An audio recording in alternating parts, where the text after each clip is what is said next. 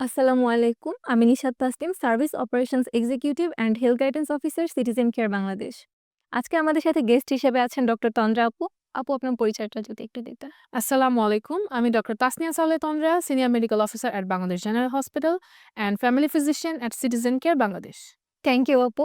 আজকে আমরা তাহলে আমাদের প্রশ্ন উত্তর পর্বে চলে যাই। আমরা যে ভাইটাল সাইন মনিটরিং করি, এই ভাইটাল সাইন্স মনিটরিং করার আগে আমাদের কি কি সতর্কতা অবলম্বন করা উচিত? ধন্যবাদ আপনাকে, এটি খুবই ভালো একটি প্রশ্ন। আচ্ছা, আমাদের ভাইটাল সাইন্স মনিটরিং করা যেমন জরুরি, ঠিক তেমনি জরুরি ভাইটাল সাইন্সগুলো আমরা সঠিকভাবে মনিটরিং করছি কিনা, এবং সেক্ষেত্রে আমাদের কিছু সতর্কতা অবশ্যই অবলম্বন করা উচিত। যেমন প্রথমত, আমরা রোগীকে শান্ত এবং বিশ্রামরত অবস্থায় ভাইটাল সাইন্স মনিটর করব। রোগী যদি দৌড়ে আসেন অথবা দ্রুত হেঁটে আসেন কিংবা তাৎক্ষণিকভাবে যদি উনি ধূমপান কিংবা ক্যাফিন গ্রহণ করে থাকেন, সেই ক্ষেত্রে সাথে সাথে ওনার ভাইটাল সাইন্সগুলো মাপা আমাদের উচিত হবে না। সেক্ষেত্রে আমরা রোগীকে কিছুক্ষণ সময় দিয়ে তাকে শান্ত অবস্থায় এনে তারপরে আমরা তার ভাইটাল সাইন্সটি মাপব। প্রথমত রোগীকে ওনার কমফোর্টেবল পজিশনে বসিয়ে অথবা শুইয়ে নিতে হবে।